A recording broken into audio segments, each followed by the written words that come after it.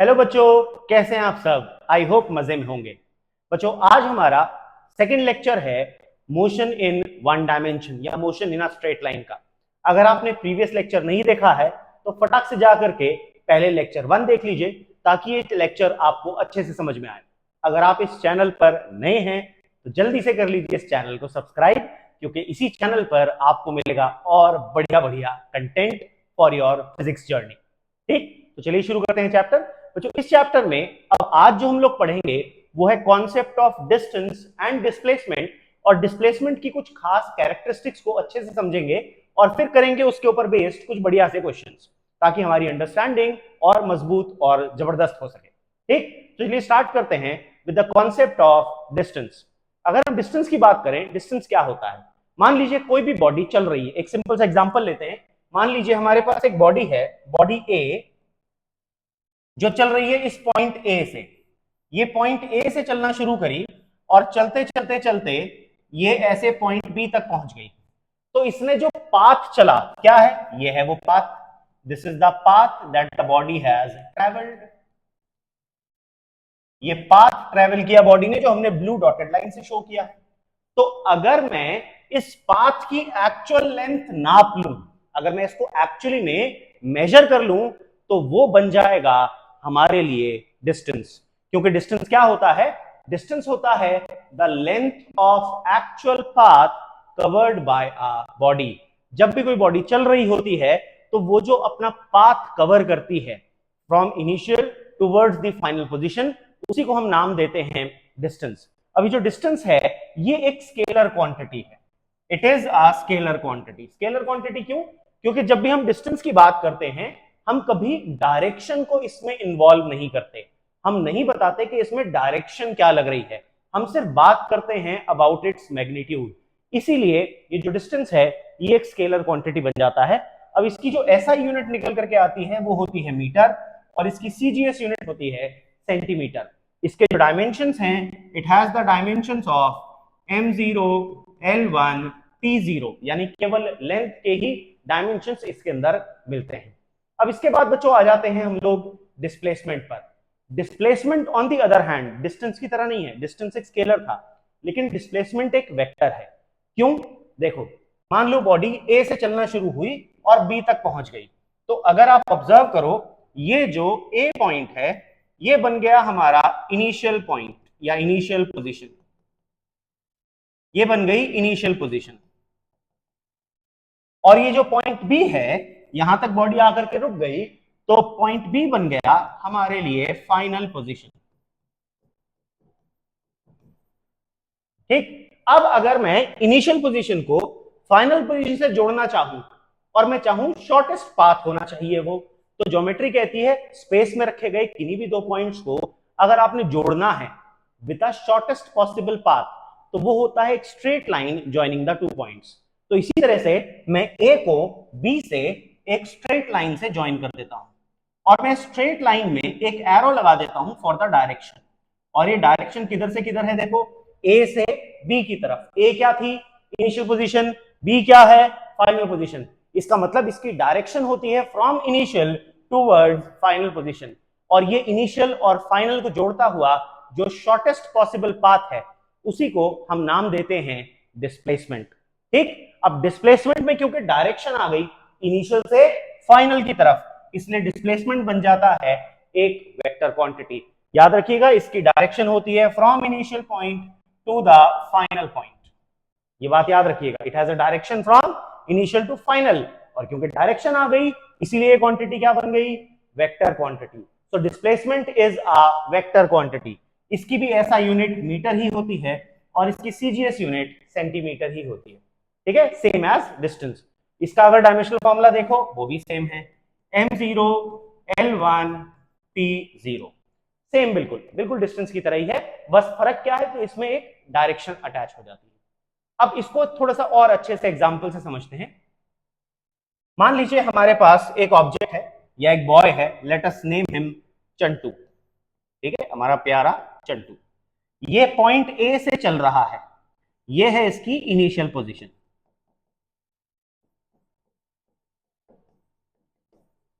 अब आप इमेजिन करो, ये ए से अपने पहले ये बाहर था कहीं पर, यहां से ये अपने घर तक पहुंचता है पॉइंट बी तक, कितना डिस्टेंस चल के 4 मीटर चल के। उसके बाद ये 90 डिग्री पर मुड़ जाता है और उसके बाद दूसरे पॉइंट सी तक पहुंच जाता है और यहां पर आकर के रुक जाता है। तो क्योंकि यहां पर ये आकर के रुक गया, या हम यहीं तक की बात कर रहे हैं, तो सी बन गया हमारे लिए फाइनल पोजीशन। ठीक, और बी से सी तक आने में उसने 3 मीटर की दूरी चली। तो अगर मैं आपसे पूछूं इस पूरे में उसने कितना डिस्टेंस चला, तो जो डिस्टेंस होता है बच्चों हमें पता है वो एक्चुअल लेंथ ऑफ पाथ होता है। तो डिस्टेंस हो जाएगा A B, length of A B plus BC. A B की लेंथ कितनी है बच्चों 4 मीटर और बीसी की लेंथ कितनी है 3 मीटर, तो उसका चला गया डिस्टेंस हो जाएगा 7 मीटर। यानी चंटू ने टोटल लेंथ ऑफ पाथ कितनी चली 7 मीटर। लेकिन अगर आप इसका डिस्प्लेसमेंट निकालो तो डिस्प्लेसमेंट तो ए को सी से जोड़ती हुई एक स्ट्रेट लाइन हो जाएगी। Direction from A to C, initial to final direction होती है इसकी। ठीक, और क्योंकि ये हमें एक राइट ट्रायंगल बनता नजर आ रहा है, तो अगर मैं इस डिस्प्लेसमेंट की वैल्यू निकालना चाहूं तो मेरे पास जो डिस्प्लेसमेंट आएगा वो आ जाएगा लेंथ ऑफ एसी के बराबर, ए से सी को डायरेक्ट जोड़ता हुआ।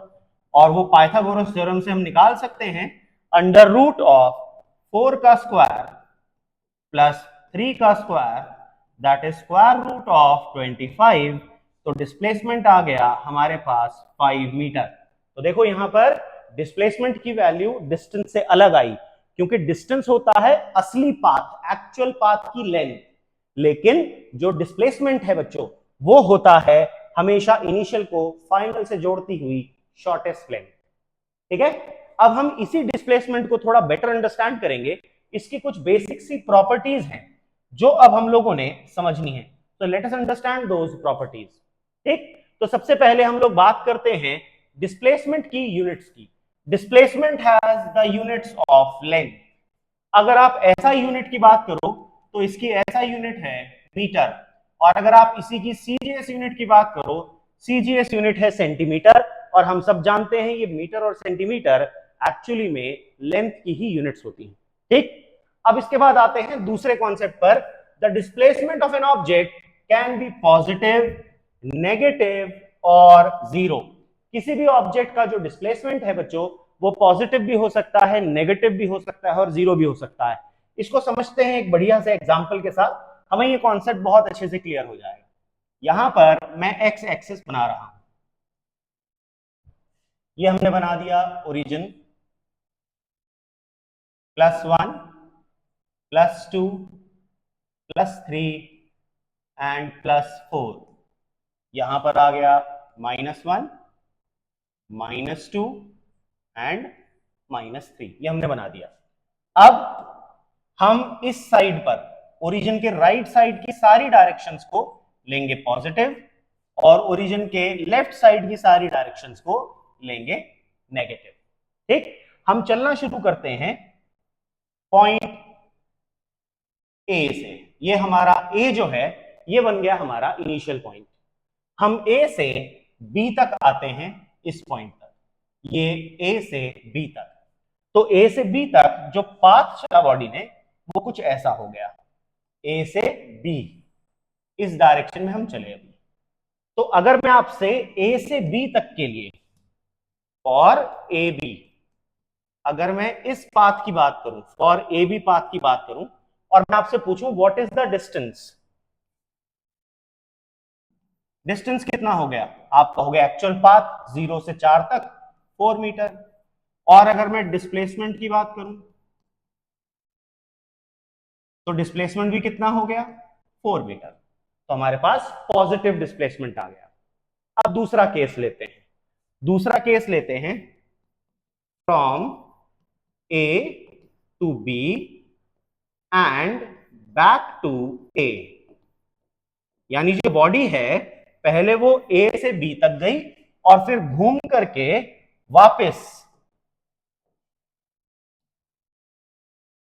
बी पर आ गई, ए पर आ गई वापस, A to B and back to A.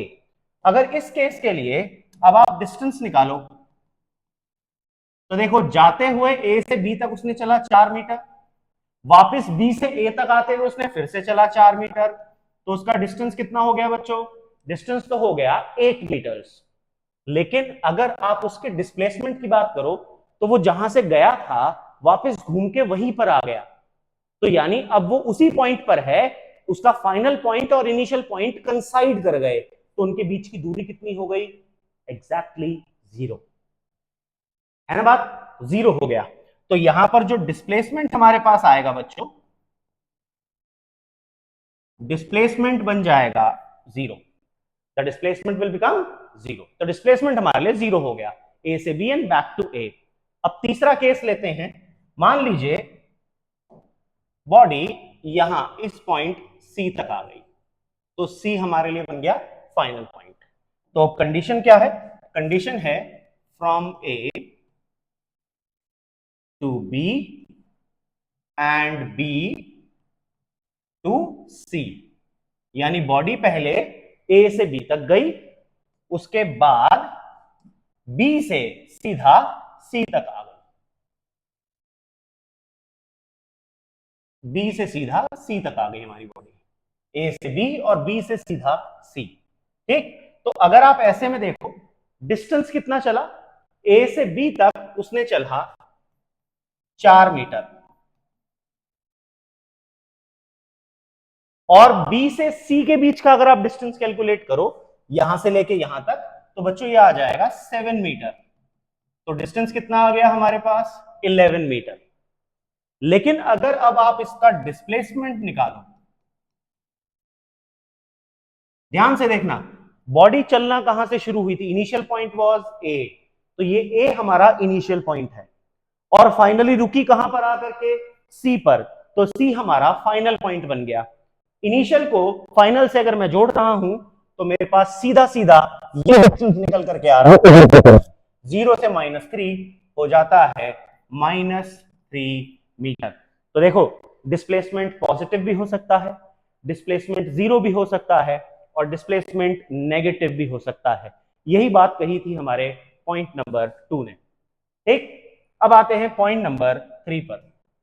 Point number 3 देखो, displacement is not dependent on the choice of origin of position coordinates, यानी अगर मैं ओरिजिन को शिफ्ट भी कर दूं, ऐसा करने पर भी डिस्प्लेसमेंट चेंज नहीं होता। एक एग्जांपल लेते हैं, मान लीजिए ये हमारा इनिशियल पोजीशन है 0, 1, 2, 3, 4, 5, 6, 7, 8। ठीक है, तो हमने जो इनिशियल पॉइंट लिया था वो सपोज लिया था यहां पर, हमने ओरिजिन को शिफ्ट कर दिया। देखो अब की बार ओरिजिन कैसे शिफ्टिंग हुई, ध्यान से देखना जरा। अब ये हमारा बन गया 0, तो ये बन जाएगा 1, ये बन जाएगा 2, ये बन जाएगा 3, 4, 5 एंड 6।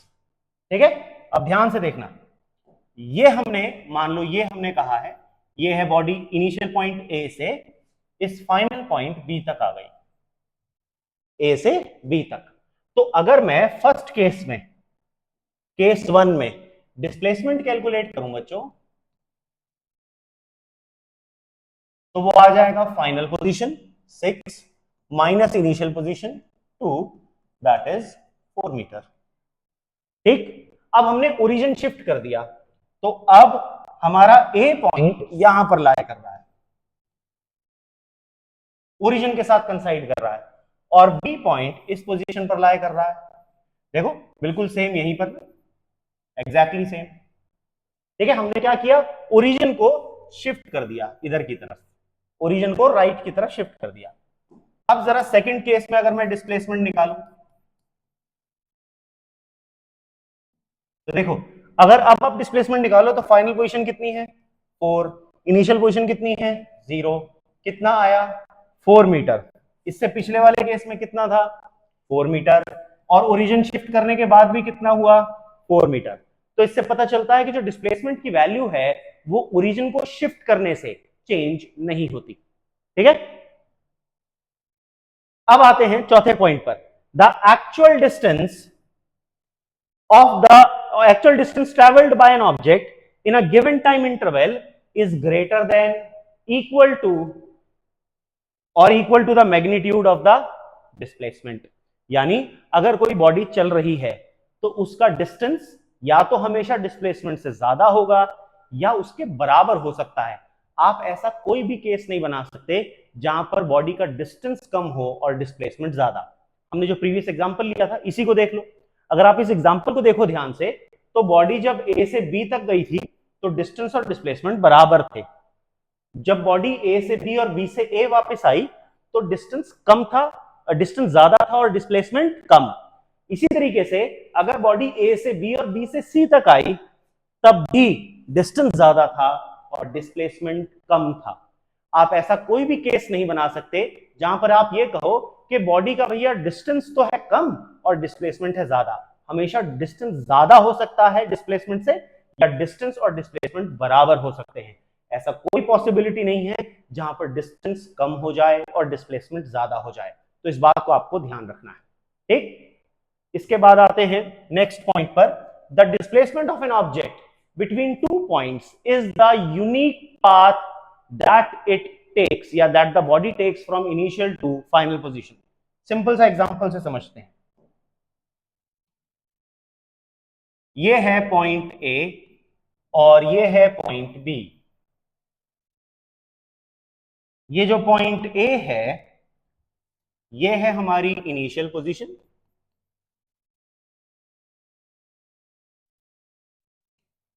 और बच्चों ये जो पॉइंट बी है ये है हमारी फाइनल पोजीशन।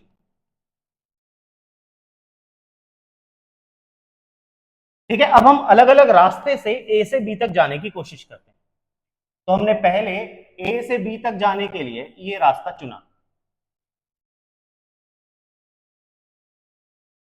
फिर हमने ए से बी तक जाने के लिए ये रास्ता चुना,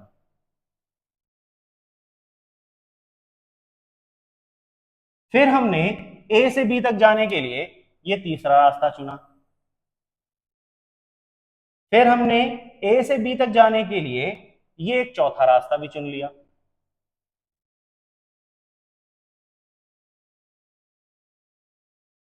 ठीक, तो यहां पर हमारे पास अलग अलग पाथ्स हैं।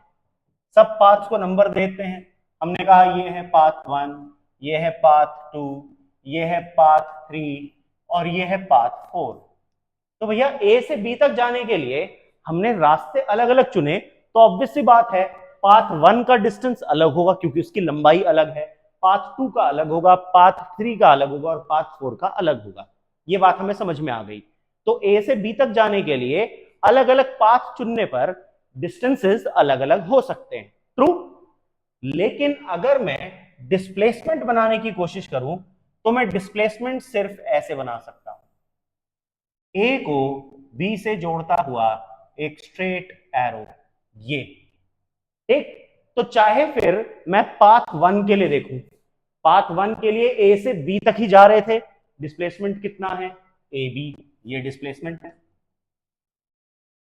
पाथ 2 के लिए देखो यही है, पाथ 3 के लिए देखो यही है, पाथ 4 के लिए देखो यही है।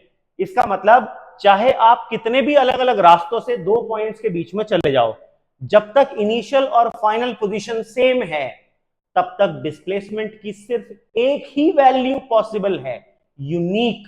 यूनिक का मतलब होता है ओनली वन, सिर्फ एक। ठीक, तो जब तक इनिशियल और फाइनल पोजीशन सेम है बच्चों तब तक डिस्प्लेसमेंट की वैल्यू एक ही हो सकती है, ओनली वन, इसके अलावा दूसरी पॉसिबल नहीं। बात समझ में आई? पॉइंट नंबर 6 को देखते हैं। The displacement of an object between two positions does not give any information regarding the shape of the path. अगर आप ध्यान से देखो और मैं आपको कहूं बॉडी का डिस्प्लेसमेंट है ए बी, अब मुझे बताओ इस डिस्प्लेसमेंट को देखकर कि बॉडी किस रास्ते से गई ए से बी तक। आप कहोगे सर हम कैसे बताएं ये बात, हमें थोड़ी पता है कि बॉडी ने कौन सा रास्ता अपनाया था, 1 2 3 4 और इसके अलावा भी आप इनफाइनाइट अमाउंट ऑफ पाथ बना सकते हो। इनफाइनाइट नंबर, कितने पाथ बना सकता हूं ए से बी के बीच में, इनफाइनाइट। लेकिन डिस्प्लेसमेंट कितना होगा, ओनली वन। ठीक, और ये डिस्प्लेसमेंट हमें ये नहीं बताता कि आप ए से बी तक किस रास्ते से गए, आपने जो एक्चुअल पाथ चुना वो एक्चुअल पाथ कौन सा था। बात क्लियर होगी सबको? यस और नो? पक्की बात? कमेंट करो यस अगर समझ में आ गया यहां तक तो। ठीक, पॉइंट 7 पर आओ। The magnitude of the displacement of an object between to positions gives the shortest distance. अगर मैं आपको ये रास्ते दिखाऊं, मैं कहूं इनमें से बताओ सबसे छोटा रास्ता कौन सा होगा, बताओ जरा कौन सा वाला रास्ता सबसे छोटा है। 1 2 3 4 कमेंट करके बताओ जरा वीडियो में, जल्दी से कमेंट करो 1 2 3 4 या डिस्प्लेसमेंट, इनमें से सबसे छोटा रास्ता कौन सा है। तो आप कहोगे सर यही वाला है, क्योंकि ए बी को आपने एक स्ट्रेट लाइन से ज्वाइन कर दिया और हमें ये बात पता है दो पॉइंट्स के लिए सबसे छोटा रास्ता ज्वाइन करता है एक स्ट्रेट लाइन की फॉर्म में। तो हम ये कह सकते हैं कि जो डिस्प्लेसमेंट होता है वो दो पॉइंट्स के बीच का शॉर्टेस्ट पॉसिबल डिस्टेंस हो सकता है। ठीक, इसके बाद पॉइंट नंबर 8 पर आते हैं। Displacement is a vector quantity. Vector क्यों है भाई? क्योंकि हमने पढ़ा था इसके पास क्या होती है, इसके पास डायरेक्शन होती है, किधर से किधर की तरफ, from initial position towards the final position, इसलिए क्या बन जाता है डिस्प्लेसमेंट, वेक्टर। ठीक है, displacement of an object between to given positions is independent of the actual path. ये एक्चुअल पाथ के ऊपर डिपेंड नहीं करता। देखो डिस्प्लेसमेंट जो है एक्चुअल पाथ के ऊपर अगर डिपेंड करता हुआ था तो चारों का डिस्प्लेसमेंट अलग अलग आना चाहिए था, क्योंकि चारों पाथ अलग अलग हैं। लेकिन हमें ये बात पता है डिस्प्लेसमेंट एक्चुअल पाथ के ऊपर डिपेंड नहीं करता। ठीक, सबको क्लियर हो गई?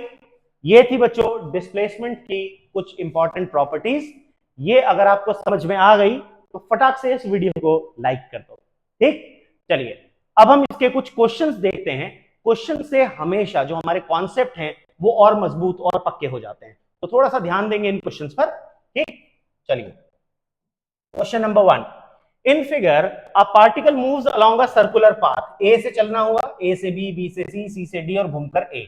ये आपको पाथ बता दिया गया, एंटी क्लॉकवाइज चल रहा है, ए से बी, बी से सी से डी और डी से वापस घूम करके ए। आपको बताना है distance travelled by the particle and the displacement of the particle in each case. कौन कौन से केस दिए हैं?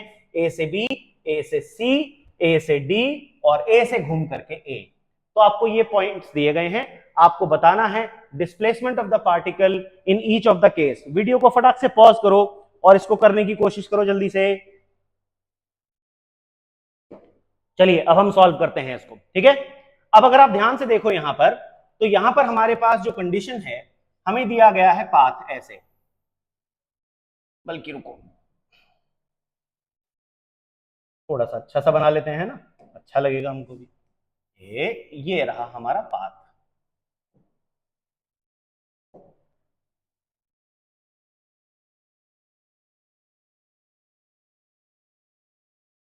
ठीक है जी, ये हमारे हो गए रास्ते। अब पॉइंट्स को मार्क कर देते हैं। ये है पॉइंट ए, ये है पॉइंट बी, ये है पॉइंट सी और ये लास्ट वाला है पॉइंट डी। बॉडी ए से बी, बी से सी, सी से डी और वापस डी से ए, ये घूम रही है बॉडी ऐसे। तो अब हम इन चारों पॉइंट्स के लिए जरा क्वेश्चन को समझने की कोशिश करते हैं। तो पहले हम बात करते हैं ए टू बी का केस, यानी जब बॉडी ए से बी तक जा रही है। तो ए से बी तक जा रही है, अगर आपको क्वेश्चन में रेडियस दिया गया है इसका रेडियस दिया गया है स्मॉल आर, तो जो रेडियस है इसका स्मॉल आर है। ठीक है, अब ध्यान देना यहां पर ए से बी तक जब बॉडी जा रही है तो जो एक्चुअल पाथ वो चल रही है वो है आर्क ए बी। तो जो डिस्टेंस हो जाएगा बच्चों, distance will be equal to length of arc A B. अब अगर आप ध्यान से देखो ये चार क्वाड्रेंट्स बन गए, यहां पर सर्कल को चार क्वाड्रेंट्स में हमने डिवाइड कर दिया।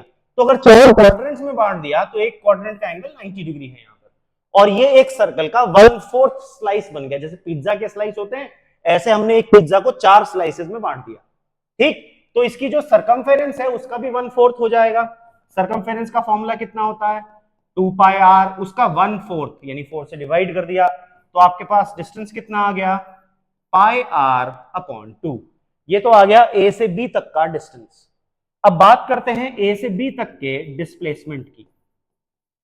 अब देखो अगर आपको याद हो हमने डिस्प्लेसमेंट को डिफाइन किया है हमेशा शॉर्टेस्ट पाथ, और शॉर्टेस्ट पाथ कैसे बनता है बच्चों? स्ट्रेट लाइन से।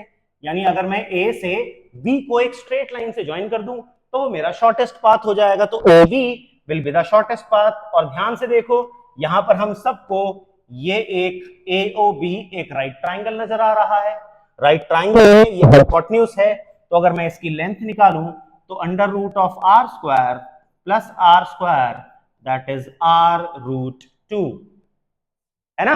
तो ये हमारे पास आ गया डिस्प्लेसमेंट आर रूट 2। बात क्लियर। अब आते हैं ए से सी तक के लिए, फ्रॉम ए टू सी, ए से सी का केस देखते हैं।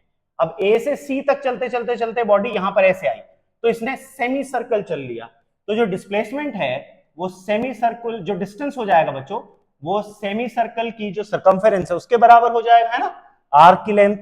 तो ये हो जाएगा 2 pi r divided by 2 that is equal to pi r. तो जो डिस्टेंस हो जाएगा वो पाई आर के बराबर हो जाएगा। लेकिन जो डिस्प्लेसमेंट हो जाएगा, डिस्प्लेसमेंट के लिए अगर आप ध्यान से देखो, डिस्प्लेसमेंट के लिए हम लोग क्या करते हैं, हम डिस्प्लेसमेंट को जब भी कैलकुलेट करना चाहते हैं इनिशियल पॉइंट और फाइनल पॉइंट को एक सीधी लाइन से ज्वाइन कर देते हैं। तो हमने इनिशियल को फाइनल से सीधी लाइन से ज्वाइन कर दिया, तो ये तो डायमीटर बन गया ना बच्चों, देखो सर्कल का डायमीटर बन गया, तो ये तो डायमीटर के बराबर हो जाएगा। और डायमीटर कितना हो जाता है 2r, डायमीटर AC के बराबर हो जाएगा और उसका डिस्प्लेसमेंट हो जाएगा 2r। इसके बाद तीसरा केस देखते हैं, बॉडी चलते चलते A से B, B से C और C से D तक आ गई, तो फ्रॉम A टू D, ये हमारा तीसरा केस है। इस केस में अगर आप नोटिस करें तो A से D तक जब बॉडी जा रही है तो यहां पर डिस्टेंस जो हो जाएगा ये आर्क, मेजर आर्क ABCD के बराबर हो जाएगा। तो जो डिस्टेंस हो जाएगा वो इक्वल टू आर्क ABCD के बराबर हो जाएगा। और अगर आप नोटिस करो यहां पर 3 क्वाड्रेंट्स इंक्लूड हो गए, तो ये basically 3/4 times of 2 pi R, ठीक है। तो हमारे पास आ जाएगा 3/2 पाई आर। तो ये हमारे पास डिस्टेंस आ गया।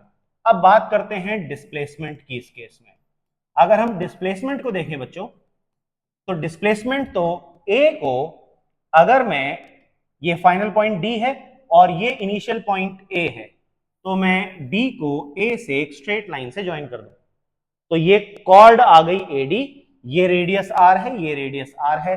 तो फिर से मैं क्या कर सकता हूं, पाइथागोरस थ्योरम कैसे लगाएंगे जी, under root of are square plus are square that is 2r square, तो वैल्यू आ गई r अंडर रूट 2। बात क्लियर सबको। अब आते हैं चौथा केस, A टू A, यानी बॉडी घूम करके A से चली और घूम के A पर आ गई, तो जो डिस्टेंस चला इसने पूरा का पूरा सर्कल ही कवर कर लिया बच्चों। तो जो डिस्टेंस है उसकी वैल्यू तो आ जाएगी equal to the circumference of the circle that is 2 pi R. लेकिन क्योंकि इनिशियल और फाइनल पोजीशन भी A है, देखो इनिशियल पोजीशन क्या थी A, बॉडी वहीं से चलना शुरू हुई, फाइनल पोजीशन क्या हो गई A, तो बॉडी जहां से चली वापस घूम के वहां पर आ गई, तो जो डिस्प्लेसमेंट हो जाएगा, क्योंकि इनिशियल और फाइनल पोजीशन कंसाइड कर गए हैं, तो डिस्प्लेसमेंट विल बी 0, है ना। अब देखो अगर आपने ये कैलकुलेट किया था और आपके आंसर मैच कर गए तो अपने आप को एक प्यारी सी चॉकलेट खिला दो, अगर बिल्कुल सही आंसर मैच कर गए तो। ठीक, चलिए अब चलते हैं अगले क्वेश्चन पर। हमेशा की तरह क्या करना है, क्वेश्चन को, वीडियो को पॉज करना है, क्वेश्चन को सॉल्व करना है। Got it? चलो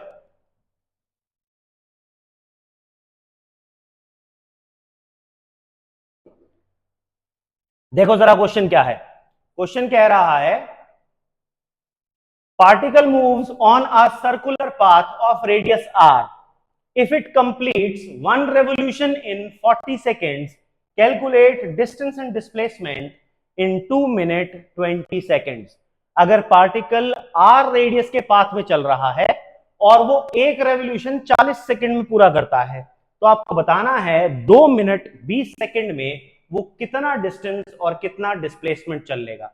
तो पहले तो हमें जो टाइम गिवन है बच्चों, टाइम पीरियड, एक पूरा चक्कर लगाने का जो टाइम है उसे टाइम पीरियड बोलते हैं, उसे कैपिटल टी से डिनोट करते हैं, वो हमें दिया गया है 40 सेकेंड्स। तो टाइम पीरियड हो गया 40 सेकेंड्स, और जो टाइम हमें दिया गया है वो दिया गया है 2 मिनट एंड 20 सेकेंड्स। तो ये हमें दिया गया है 2 मिनट एंड 20 सेकेंड्स। अगर आप मिनट्स को कन्वर्ट करें तो 2 इंटू 60 ये भी सेकेंड्स हो गया और प्लस 20 सेकेंड साथ में था ही, तो हमारे पास टाइम हो गया 120 प्लस 20 दैट इज 140 सेकेंड्स। ठीक, तो हमारे पास टोटल टाइम कितना आ गया, 140 सेकेंड्स का टाइम आ गया। ठीक, अब एक चक्कर में 40 सेकंड लग रहे हैं, तो हम कैलकुलेट कर सकते हैं 140 सेकंड में कितने चक्कर लगेंगे। देखो, number of revolutions in 40 seconds equals to 1, तो मैं कह सकता हूं therefore number of revolution in 1 seconds equals to 1/40, तो मैं कह सकता हूं therefore number of revolutions in 140 seconds will be 1/40 into 140। ठीक, तो हमारे पास आ गया 7/2 रेवोल्यूशंस, यानी 3.5 रेवोल्यूशंस। आप इसको 7/2 भी लिख सकते हो या 3.5 रेवोल्यूशंस भी लिख सकते हो। ठीक है, तो उसने कितने चक्कर लगाए, 3.5 रेवोल्यूशन लगा दिए। ठीक, अब देखो, अगर एक बॉडी चल रही है और वो ऐसे पाथ फॉलो करती है, एक सर्कुलर पाथ, तो हमारे लिए ये जानना तो आसान है कि भैया जब वो ए से चली, लेट्स ड्रॉ द पॉइंट्स,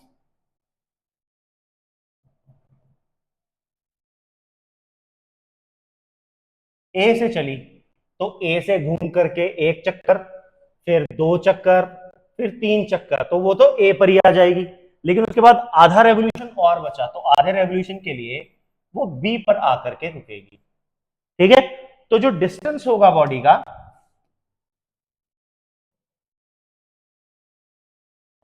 देखो एक चक्कर में डिस्टेंस कितना होता है, 2πr। ठीक, तो 3 चक्कर पूरे थे, 3 × 2πr, और आधा चक्कर। अब देखो, इसको सीधा सीधा भी कर सकते हैं, बल्कि हम कैसे, अगर आप सीधा सीधा करना चाहो तो देखो ऐसे कर सकते हो। अगर आपसे पूछा जाए भाई एक चक्कर में कितना डिस्टेंस होता है, 2πr, तो 3.5 चक्कर में या 7.5 चक्कर में कितना होगा, 7/2 चक्कर में कितना होगा, तो आप डिस्टेंस निकालोगे 7/2 इंटू 2πr, 2 से 2 कैंसिल, तो डिस्टेंस की वैल्यू आ गई आपके पास 7πr। तो बॉडी कितना डिस्टेंस चलेगी भैया, 3.5 चक्कर में 7πr। अब बात आती है डिस्प्लेसमेंट की। क्वेश्चन ने ये भी कहा also calculate the displacement in the same time. अब डिस्प्लेसमेंट के लिए ध्यान से देखो, बॉडी चलना कहां से शुरू हुई थी, पॉइंट ए से, पहुंच कहां गई, पॉइंट बी पर, क्योंकि एक चक्कर में ए पर आ गई, दूसरे चक्कर में भी ए पर आ गई, तीसरे चक्कर में भी ए पर आ गई, आधे चक्कर में बी पर पहुंच गई। तो अगर अब आप डिस्प्लेसमेंट की बात करो तो डिस्प्लेसमेंट तो ए से चली और बी पर आ गई, और ये ए बी क्या है, डायमीटर है। तो जो डिस्प्लेसमेंट हो जाएगा बच्चों इस केस में, वो हो जाएगा डायमीटर के बराबर, दैट इज 2r। समझ में आ गया सबको, यस और नो, पक्की बात। ठीक, अगर सच में समझ में आ रहा है लाइक दबा दो जल्दी से। नेक्स्ट क्वेश्चन, पहले की तरह ही क्वेश्चन को पॉज करो, वीडियो को पॉज करो जल्दी से और फटाक से क्वेश्चन सॉल्व करो। चलो भाई, क्वेश्चन है, a person moves in north direction with 30 metre, then moves in east direction with 40 metre and finally moves south direction with 20 metre. Find the distance and displacement. बहुत आसान है, देखो पहले हम डायरेक्शंस को समझते हैं। बच्चों याद रखना है आपको, जो हमारी ज्योग्राफिक डायरेक्शंस होती हैं उनको जब भी हम पेपर पर बनाते हैं तो कुछ इस तरह से बनाते हैं, ऊपर की तरफ नॉर्थ, नीचे की तरफ साउथ, यानी हमारे आगे नॉर्थ हमारे पीछे साउथ बन जाएगा। ठीक, इधर डलेगा ईस्ट और इधर डलेगा वेस्ट। ठीक है, ये हमारी ज्योग्राफिक डायरेक्शंस होती हैं, आपको भी इसी तरह से बनाना याद रखना है। अब क्वेश्चन क्या कह रहा है, क्वेश्चन कह रहा है वो बंदा कहां से कहां गया, देखो वो गया पहले 30 मीटर नॉर्थ की तरफ गया। ठीक है, तो हमने बना लिया जी, हमने इसको बना लिया जी नॉर्थ की तरफ 30 मीटर। ये पॉइंट ए है जहां से उसने चलना शुरू किया। ठीक है, और ये आ गया पॉइंट बी पर। उसके बाद उसने क्या किया, उसके बाद बच्चों उसने क्या किया, उसने किया देन ही मूव्स ईस्ट, कितना जी 40 मीटर, 40 मीटर ईस्ट घुमा दो जी उसको, ईस्ट हमारे राइट की तरफ हो जाएगा ना, तो उसे 40 मीटर ईस्ट घुमा देते हैं। ये आ गया 40 मीटर ईस्ट की तरफ। अब वो आ गया इस पॉइंट सी पर, ठीक। उसके बाद क्वेश्चन क्या आता है, फिर वो 20 मीटर साउथ की तरफ आ गया। चलो जी अब उसे 20 मीटर साउथ भी घुमा दें। अब उसके बाद बच्चों साउथ यानी नीचे की तरफ आ जाएगा, है ना।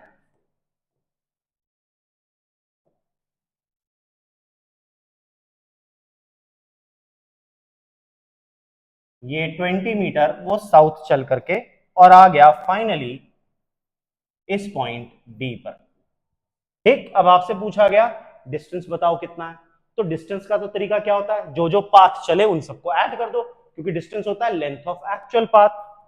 तो भैया जो डिस्टेंस है हमारे पास वो हो जाएगा length of A B 30 metre plus length of B C 40 metre plus length of C D 20 metre. तो हमारे पास डिस्टेंस की वैल्यू आ गई 90 मीटर। ये आ गया हमारा डिस्टेंस का आंसर, ठीक। अब बारी आती है डिस्प्लेसमेंट की। देखो इनिशियल पोजीशन क्या है ए, फाइनल पोजीशन क्या है डी, तो डिस्प्लेसमेंट होगा इनिशियल पोजीशन को फाइनल पोजीशन से अगर आप एक स्ट्रेट लाइन से ज्वाइन कर दो, that will be your displacement. तो जो डिस्प्लेसमेंट है बच्चों वो ए डी के बराबर हो जाएगा, this will be our displacement. अब बात आती है कि सर इसको कैलकुलेट कैसे करें, आपने बना तो दिया, बड़ा प्यारा लग रहा है। अब इसको कैलकुलेट करने के लिए हम डी से इस लाइन के ऊपर एक परपेंडिकुलर ड्रॉप कर देते हैं। ये परपेंडिकुलर ड्रॉप कर दिया, ठीक है। हमें पता है ये 20 मीटर था, तो ये डिस्टेंस भी 20 मीटर होगा। ये पूरा 30 मीटर था, इसका मतलब ये बचा हुआ कितना आ गया 10 मीटर। हमें ये भी पता है ये 40 था, तो ये भी 40 होगा। तो ये हमारे पास एक राइट ट्राइंगल बन गया, यस और नो। तो जो डिस्प्लेसमेंट आ जाएगा वो इस राइट ट्राइंगल में हाइपोटेन्यूज के बराबर आ जाएगा। तो उसके लिए हम यूज करेंगे अंडर रूट ऑफ 10 का स्क्वायर प्लस 40 का स्क्वायर, ठीक। तो डिस्प्लेसमेंट आ जाएगा 10 का स्क्वायर हो जाएगा 100, 40 का स्क्वायर हो जाएगा 1600, यानी रूट ऑफ 1700, ठीक। तो हमारे पास डिस्प्लेसमेंट की वैल्यू आ जाएगी 10 root 7 metre. This will be the displacement 10 root 7, ठीक। देखो हमारे दोनों आंसर्स मैच कर गए। सबको समझ में आ गया बच्चों, यस और नो, अच्छे से क्लियर हो गया क्वेश्चन, ठीक। चलिए एक और क्वेश्चन देखते हैं। 3 गर्ल्स ए बी एंड सी, ये ए बी और सी तीन लड़कियां थी, ये स्केटिंग कर रही हैं एक आइस स्केटिंग के ऊपर, ठीक है ना। यहां पर एक स्केटिंग ग्राउंड है, आइस ग्राउंड है जहां पे ये स्केटिंग कर रही है। तीनों पॉइंट पी से चली और क्यू तक पहुंची। तो ये जो पॉइंट पी है बच्चों, ये हमारे लिए हो जाएगा इनिशियल पॉइंट, और ये जो पॉइंट क्यू है ये हमारे लिए हो जाएगा फाइनल पोजीशन। ये है इनिशियल पोजीशन, ये है फाइनल पोजीशन, ठीक। समझ में आ गया। अब क्वेश्चन कह रहा है कि तीनों लड़कियों में से ये बताओ for which girl is this equal to the actual length of path, जो डिस्प्लेसमेंट है और डिस्टेंस है वो बराबर हो जाए, ठीक। इन्होंने पूछा what is the magnitude of the displacement vector for each, तीनों के लिए डिस्प्लेसमेंट कितना हो जाएगा, ये डायमीटर पी क्यू के बराबर है कि नहीं। रेडियस कितना दिया गया था क्वेश्चन में 200 मीटर, तो डायमीटर कितना हो जाएगा 2r। तो हमें ये तो पता चल गया कि जो डिस्प्लेसमेंट है यहां पर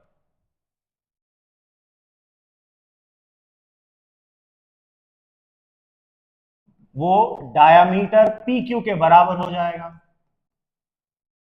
और वो हो जाएगा 2 इंटू आर, आर है 200, तो डिस्प्लेसमेंट विल बी 400 मीटर, ठीक है। तीनों के लिए डिस्प्लेसमेंट तो बराबर होगा। फिर उन्होंने कहा ये बताओ इनमें से किसके लिए ये उसके असली पाथ के बराबर है। तो भैया डिस्प्लेसमेंट क्या होता है, इनिशियल पोजीशन को फाइनल पोजीशन से जोड़ दो। अब देखो इन तीनों लड़कियों में से कौन सी आ गई, वो गई लड़की बी वाली जो है। ये देखो ध्यान से, ये जो बी वाली लड़की है ये, इसने बिल्कुल सीधा पाथ चला, तो किसके लिए ये सेम हो जाएगा, फॉर बी, और यही हमारा आंसर है। आई होप सबको समझ में आ गया ये, यस और नो, पक्की बात। बच्चों अगर आपको मेरा पढ़ाया समझ में आ रहा है तो इस चैनल को सब्सक्राइब कीजिए, इस वीडियो को अपने दोस्तों के साथ जमकर करें शेयर। मैं चाहता हूं कि और भी बच्चे इस वीडियो का फायदा उठा सकें। ठीक, इस चैनल को सब्सक्राइब करना मत भूलिएगा। मैं इंस्टाग्राम पर भी अवेलेबल हूं, आप मुझे फॉलो कर सकते हैं, अच्छा लगेगा। साथ ही में आप फॉलो करना ना भूलें हमारे एक टेलीग्राम चैनल को, बड़ा प्यारा सा चैनल है हमारा, ठीक है। उस तक कैसे पहुंचेंगे भैया, सर ने ये क्यूआर कोड दिया है, इस क्यूआर कोड को आप कर लो स्कैन। जब आप इसे स्कैन करोगे तो आपको उस चैनल का लिंक मिल जाएगा, उस पर क्लिक करना, फटाक से आप हिस्सा बन जाओगे हमारे टेलीग्राम चैनल का। ठीक, फायदा, वहां पर मैं आपको बहुत सारा स्टडी मटेरियल प्रोवाइड करूंगा, अच्छे से हम जमकर करेंगे पढ़ाई। ठीक, मिलते हैं नेक्स्ट वीडियो में, तब तक के लिए जय हिंद।